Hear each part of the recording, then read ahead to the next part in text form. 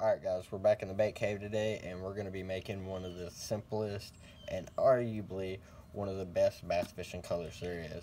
Just all you need to make it is a black and a blue, and if you're like me, I like to throw a little bit of silver in.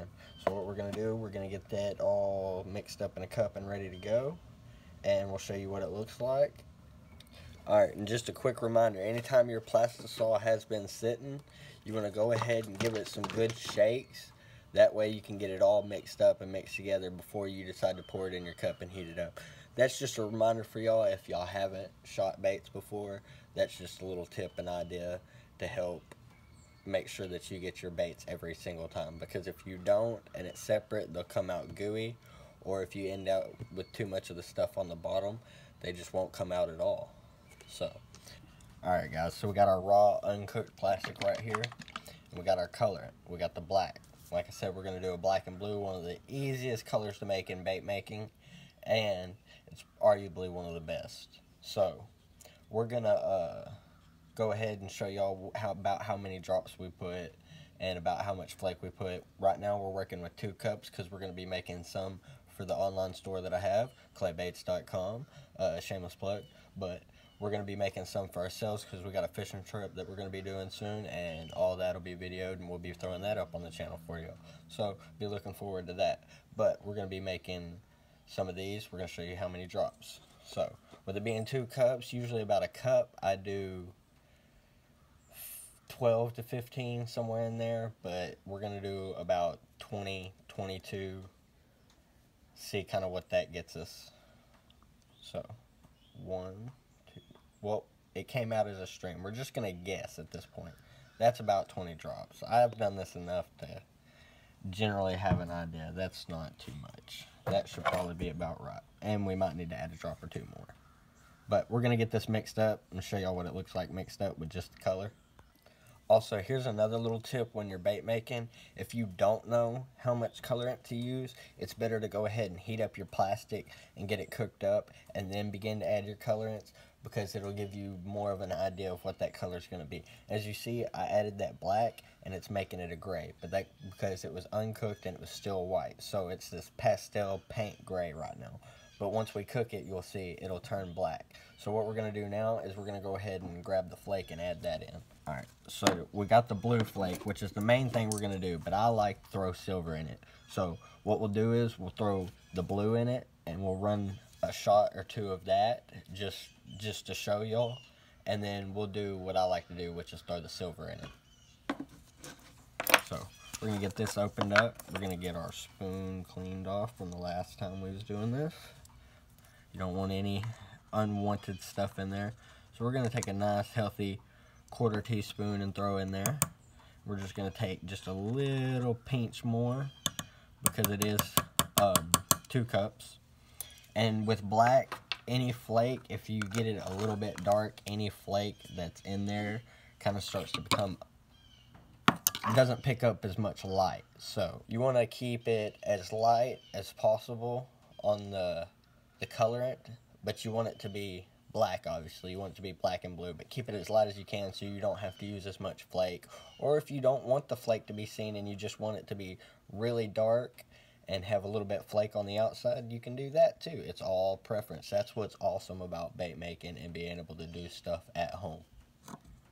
Alright, so now we got that flake added in. I don't know how well you can see it right now, but we're going to get this cooked up so you can see how it changes from the gray to the black and how you can actually tell if you got the right amount of color in or not. Alright guys, now that you can see we got it warmed up and it is black, but like I said earlier, we may not have thrown enough in it, and as you can see, as we swap it up on the thing, you can still actually see the knife pretty well, and I kind of either want it to be pretty hazy and pretty hard to see, because if you get any small appendages, it'll become smoky or kind of see-through. So we're going to go ahead and actually throw a few more drops of this black in here and darken it up for y'all and show y'all what we'd prefer it to look like. So we're going to get this. We're going to throw just a few more drops, just a little squeeze off in there. It is 2 cups, so I mean, a few drops of black does do a good little bit, but in this bigger cup, it's not going to do as much. So we're going to get this stirred up and show you.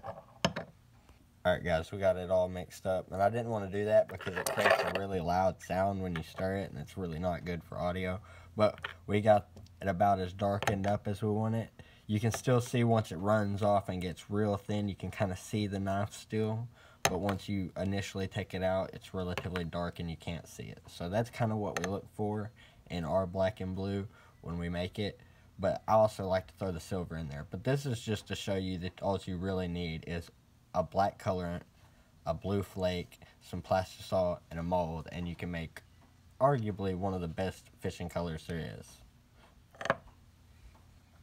And now that we got this heated up and ready to go, we're actually going to pop it back in for 10, 15, 20 seconds because we were standing here talking to y'all. It's cooled off a little bit. We're going to pop it back in the microwave, warm it up, and then we're going to shoot it in the mold for you guys. And then we'll kind of give y'all an idea, pull it out, show y'all what it looks like, and keep rolling from there. And then I'll give y'all the idea of how I actually prefer to make it with the silver flake.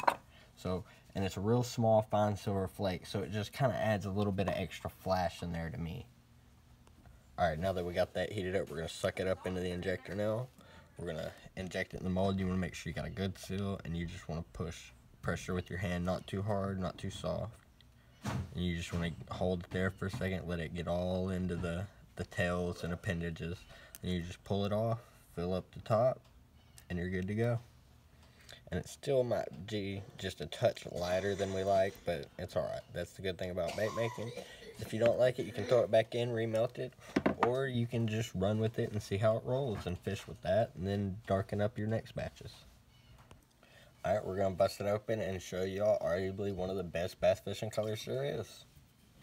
It really is. Last year, I caught one of my biggest fish of last year, not my biggest fish, but biggest fish of last year, which was like 7 pounds or a little over 7 pounds. It was on a black and blue, and it was actually this exact bait right here. Caught it on a Texas rig. But as you can see, we got a nice black and blue body. We could have went just a little bit darker. As you can see, the tails and appendages are kind of see-through. We might go ahead and darken it up when we throw the silver in, but it's got a nice dark body. Can't see through the body at all. But that's a good addition of black and blue. You got the black with the blue flake, and it kind of just works. The fish love it.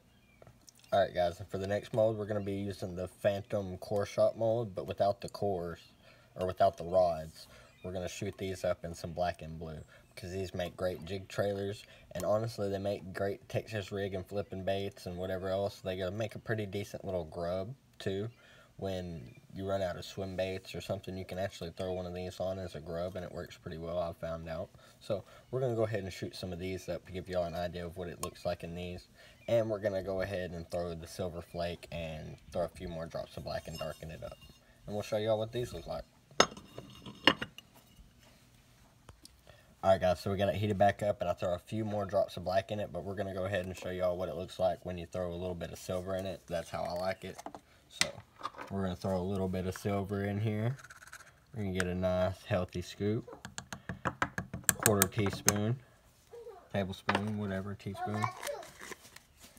And we're going to get that mixed up in here, and then we're going to get it ready to shoot up into the crawls. Alright guys, so as you can see, we got the silver in it now. And it changes it up just a little bit. It gives it a little more flash to me, but it really doesn't change it up too much. Alright guys, so we're getting ready to inject this color. Same as before, you want to draw it up, get it nice and full in there. You want to make sure you got a good seal and start to apply pressure and push down. You don't want to push it too fast, too hard. You just kind of want to let it fill up. Once it gets to a point, it'll stop, and you just kind of hold it there for a second. Make sure it's nice and full, and you pull off. Top it off. And then your extra goes right back into the cup. Alright guys, so we're going to go ahead and open this mold up to you, give you a show of what these look like. And go ahead and pull one off.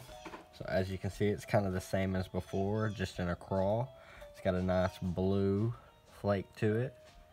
With this time it's got a silver, but it's just a nice black and blue with a silver flake just to give it a little extra flash. But that's how I like my black and blue. These are in some crawls. The other ones were in some brush hogs, or as I call them, CQB hogs. So we'll get some more of these made up. We'll make up a bunch of these, and we'll show y'all a bunch of what we made up at the end. Alright guys, so we're all done up. We shot up some baits, and we decided to shoot a worm also. So there's you a look at the worm. But this is arguably the easiest and the best color to make for bass fishing.